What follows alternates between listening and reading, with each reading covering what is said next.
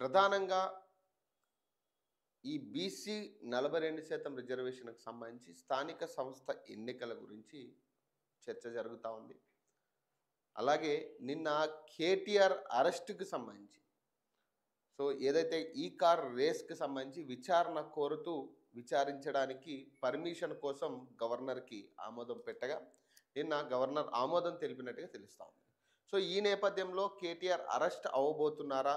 లేదా? అనే చర్చ ఎక్కువ కనపడతా ఉంది. అలాగే సర్వత్రా ఉత్కంఠ కనపడతా ఉంది. ప్రధాన మీడియా అంతా కూడా నిన్న కేటీఆర్ అరెస్ట్ మీదే ఎక్కువ శాతం ఫోకస్ చేసిన పరిస్థితి. స్థానిక సంస్థ ఎన్నికల విషయానికి వచ్చేసరికి ఏదైతే పంచాయతీరాజ్ ఎన్నికలు ఇప్పటికే 3 విడతల పెడతామన్నట్టుగా ఈసీ డిసిజన్ తీసుకున్న పరిస్థితి. ఈ నేపథ్యంలో 42% రిజర్వేషన్ అనేది పార్టీ పరంగా ఇవ్వాలనేది పార్టీ చెప్తున్న విషయం. పార్టీ శ్రేణులు, పార్టీ పెద్దలు చెప్తున్న విషయం. కానీ దీన్ని యాక్సెప్ట్ చేయమంటూ కూడా బీసీలందరూ వ్యతిరేకంగా నినాదాలు చేస్తూ ఉన్నారు.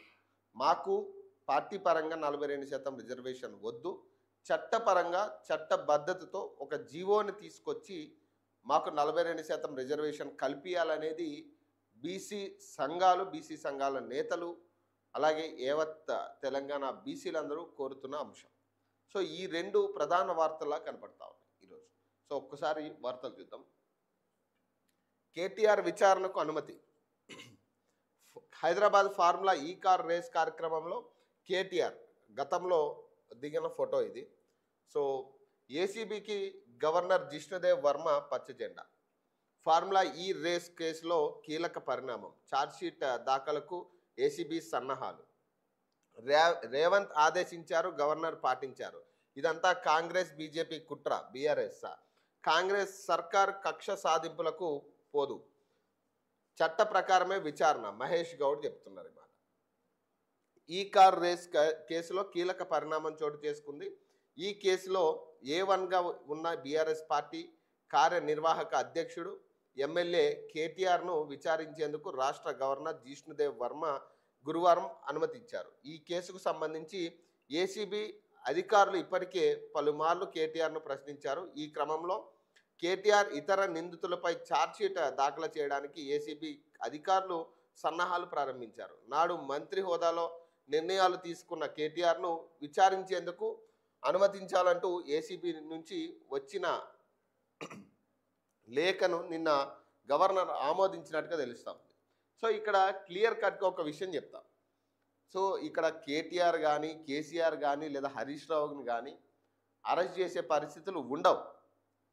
కేవలం ఇదేంటంటే ప్రజలని ఒక మభ్యపెట్టే ప్రయత్నం, అదిగో ఒక అలజడి క్రియేట్ చేసే ప్రయత్నంగా కనపడుతుంది తప్పితే, ఎందుకంటే దాదాపు 2 సంవత్సరాల నుంచి ఇదే పాట పాడిందే పాటగా ఇప్పటిదాకా గవర్నర్ మీద నెట్టారు. ఇప్పుడు ఏసీబీ అధికారులు ఛార్జ్షీట్ ఫైల్ చేస్తారు, రకరకాల అంశాలు. ఎందుకంటే మళ్ళీ లోకల్ బాడీ ఎన్నికలు వస్తున్నాయి, ఉప ఎన్నికలు వచ్చే పరిస్థితి ఉన్నాయి. కాబట్టి నాకు అనిపిస్తుంది ఏంటంటే వీళ్ళిద్దరూ కుమ్మక్కయ్యేమో అనిపిస్తుంది.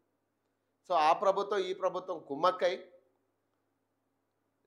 ఏసీబీకి ఇచ్చేంత వరకు మన బీజేపీ నాయకులు చాలామంది మాట్లాడారు. ఏసీబీకి ఇవ్వండి, మీకు దమ్ముంటే, మీరు నిజంగా చిత్తశుద్ధి ఉంటే ఏసీబీకి ఇస్తే ఏసీబీ తెలుస్తుంది కదా అని చాలామంది మాట్లాడారు బీజేపీ నాయకులు. మరి ఇప్పుడు ఏసీబీకి ఇచ్చినా కూడా దీని మీద పెద్ద ఫలితం లేనట్టుగా కనపడుతుంది. ఈ 3 పార్టీలు కుమ్మక్కై అవినీతికి పాల్పడి మీరంటే మీరు అన్నట్టుగా ఇప్పుడు పరిస్థితి ఉంది. ఎందుకంటే గత ప్రభుత్వం చేసిన అవినీతి ఎంతవరకు జరిగిందనేది క్లియర్ కట్గా ఉంది. ఈ ఫార్ములా ఈ కార్ రేస్లో కూడా ఏదైతే ఫండ్స్ అనేవి, ప్రజాధనం అనేది వృధా అయ్యిందన్నట్టుగా వాస్తవం. అది వాస్తవంగా వృధా అయ్యింది ప్రజాధనం. అది కూడా వితౌట్ పర్మిషన్. ఏదైతే 4 కోట్లు మినహాయించి, అంటే దాదాపు 3 నుంచి 4 కోట్లు మినహాయించి ఏదైనా ఖర్చు చేయాలి అంటే ఖచ్చితంగా మంత్రివర్గ ఆమోదం ఉండాల్సిందే. ఖచ్చితంగా మంత్రివర్గంలో ఆ చర్చ జరుగుతుంది. ఆ మంత్రివర్గం యాక్సెప్ట్ చేసిన తర్వాతే ఈ ఫండ్స్ అనేది ట్రాన్స్ఫర్ అవుతాయి. కానీ ఇక్కడ జరిగిన విషయం ఏంటంటే ఎట్లాంటి మంత్రివర్గ డెసిజన్ లేకుండా డైరెక్ట్ అధికారులకి ఒక మంత్రిగా ఉన్న కేటీఆర్ సూచించడం జరిగింది. డైరెక్ట్గా ఆయన ఈ అకౌంట్ నుంచి ఈ అకౌంట్కి డైరెక్ట్ ట్రాన్స్ఫరేషన్ అయింది. సో ఇప్పుడు అధికారులు ఎవరైతే విచారించారో అధికారులని, సో గతంలో ఉన్న అధికారులు ఏం చెప్తా ఉన్నారు, మాకు మంత్రి చెప్పడం వల్ల మేము చేయడం జరిగింది. సో ఆయన చెప్పారు, ఆయన ఆదేశాల మేరకే మేము చేశామని వాళ్ళు చేతులు దొరుకుతున్నారు. ఇప్పుడు ఏ1గా ఎవరు ఉన్నారంటే కేటీఆర్.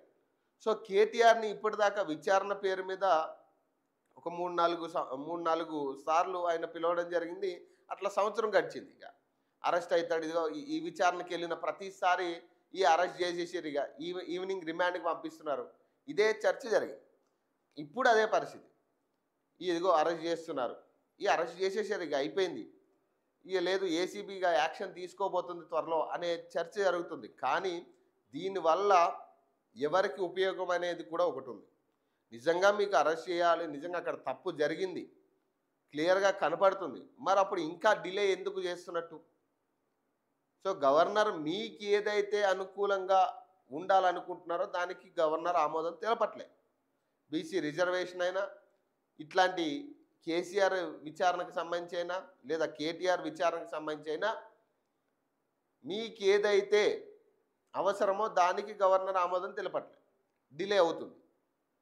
మీకు ఏదైతే అనవసరమో దానికి ఇమీడియట్గా మీ పార్టీకి ఉపయోగపడే విషయాలన్నిటికీ గవర్నర్ దగ్గర ఆమోదం ఉంటుంది. మరి ఇంత డిలే ఎందుకు అయింది? నిజంగా అవినీతి పరుడు ఎవరైనా కానీ ఇమీడియట్గా అరెస్ట్ చేయాలి కదా. నిజంగా మీ దగ్గర అన్ని ఆధారాలు ఉన్నాయి, మరి అరెస్ట్ చేయండి. ఇప్పుడు కేటీఆర్నైనా, కేసీఆర్నైనా, లేకపోతే హరీష్ రావునైనా, ఎవరినైనా కానీ ఫస్ట్ అరెస్ట్ చేయాలి కదా. మీరు తప్పు చేసిందని క్లియర్ కట్గా తెలుస్తూ ఉంది. కాళేశ్వరం ప్రాజెక్టు మీద అవినీతి జరిగిందని క్లియర్గా అర్థమవుతుంది. బడ్జెట్ విషయంలోనే మనకు క్లారిటీ వస్తుంది. ప్రజలే చెప్తా ఉన్నారు అక్కడ అవినీతి జరిగిందని. మరి ఇంకా ఆలోచిస్తున్నారు అంటే బేసిక్ ఇక్కడ ఏమైందంటే 3 పార్టీలు కొమ్మక్కై, సో ఇప్పుడు మేము అధికారంలో ఉన్నాం కాబట్టి మేము టచ్ చేయం, ఏదో దోబూచిలాట ఆడుకుందాం కాసేపు, ఏసీబీకి అంటే టైంపాస్ చేయండి పోయి అనే కాన్సెప్ట్ క్రియేట్ చేస్తున్నారు. ఇక్కడ ఎటు వచ్చి ఏంటంటే ప్రజలు కొంత ఆందోళన చెందే పరిస్థితి ఉంటుంది, అండ్ కార్యకర్తల్లో కొంత ఆందోళన వస్తుంది, అదిగో అరెస్ట్ చేస్తున్నారంటే మన నాయకుడిని, ఇది క్రియేట్ చేస్తారు. ఇప్పుడు మళ్ళీ స్థానిక సంస్థ ఎన్నికలు ఉన్నాయి, లోకల్ బాడీ మన ఉప ఎన్నికలు వస్తున్నాయి కాబట్టి మళ్ళీ దీన్ని ముందు పెట్టారు. మొన్న మళ్ళీ ఉప ఎన్నికల కంటే ముందు మొన్న కొంత రచ్చ చేశారు, అదిగో కేటీఆర్ని అరెస్ట్ చేస్తున్నారంట. సో ఏదైతే మీకు ఎలక్షన్ వస్తుందనే కాడికి వచ్చినప్పుడు సో ప్రతిపక్ష నాయకుని ఇబ్బంది పెడతారు. సో ఇదే తప్పితే దీంట్లో ఈయన అరెస్ట్ చేసేది లేదు, మనం చూసేది లేదు. ఇక్కడ కేటీఆర్నైనా కేసీఆర్నైనా వాళ్ళు అరెస్ట్ చేసే పరిస్థితి లేదు.